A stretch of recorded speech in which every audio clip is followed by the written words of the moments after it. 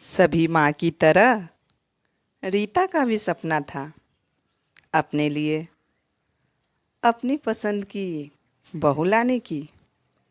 इसलिए रीता ने अपने बेटे नील के लिए लड़की ढूंढने के लिए सभी रिश्तेदारों और दोस्तों को कह दिया था। उसे एक बहुत अच्छी लड़की की तलाश थी। वह अपने पति मनोज से इसी बात की चर्चा करती कि जब दुल्हन इस घर में आएगी तो घर कितना खुशहाल हो जाएगा और घर में चहल पहल हो जाएगी और फिर हमें अकेले नहीं रहना पड़ेगा। चांद सा टुकड़ा लाऊंगी अपने राजकुमार के लिए।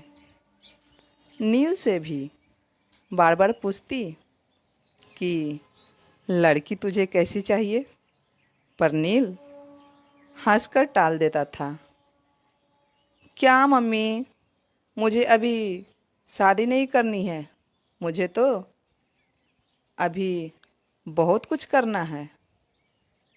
उम्मीद नहीं थी कि नील फ़ोन पर अपनी पसंद की लड़की को चुनकर उसके सामने शादी का प्रस्ताव ले आएगा। रीता के लिए ये एक बहुत बड़ा धक्का था। शाम को 2 कप चाय के साथ रीता अपने पति के पास बालकनी में बैठ गई।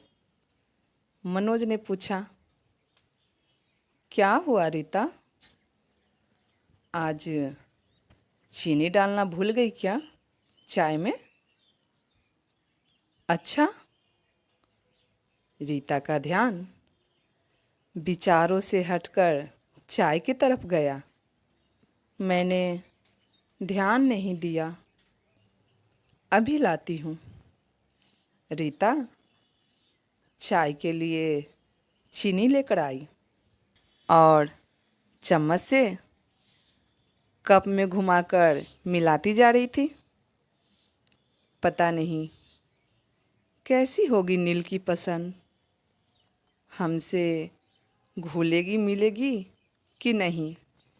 मन ही मन उसके अनेक सवाल उठ रहे थे।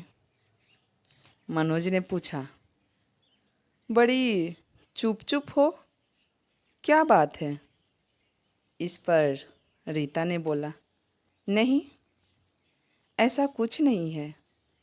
आज सुबह नील का फ़ोन आया था।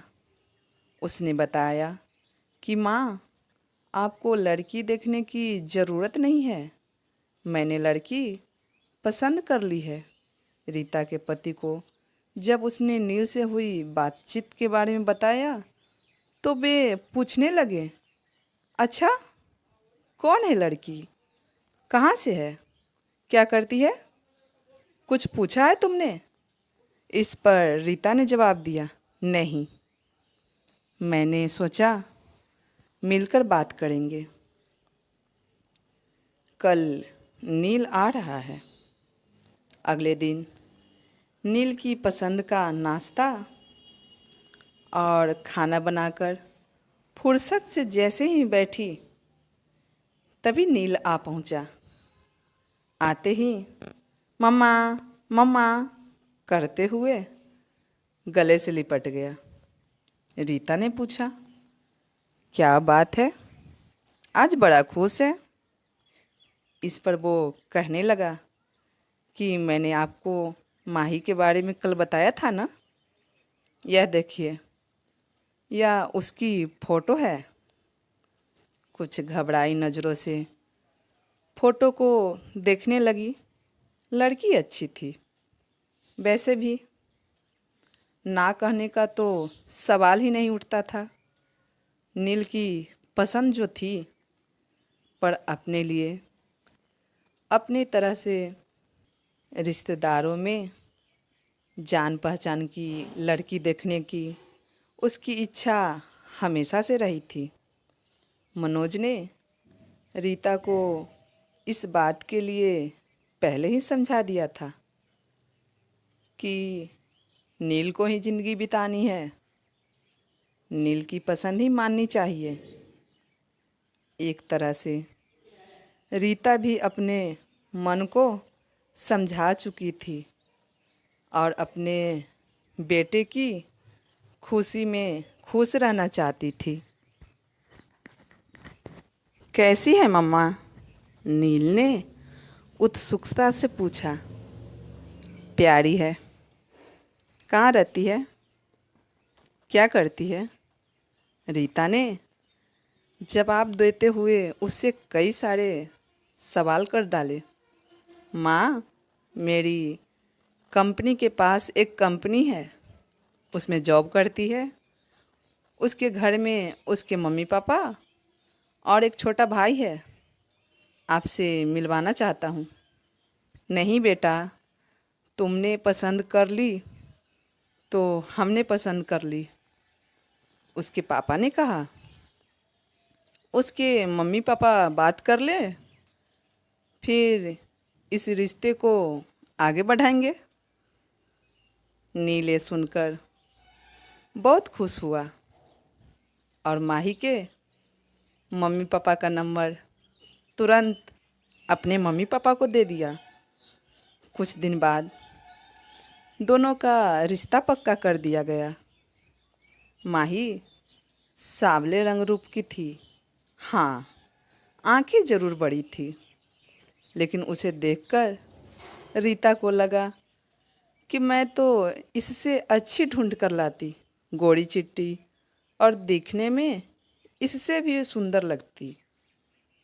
सगाई धूमधाम से हुई, शादी भी हो गई।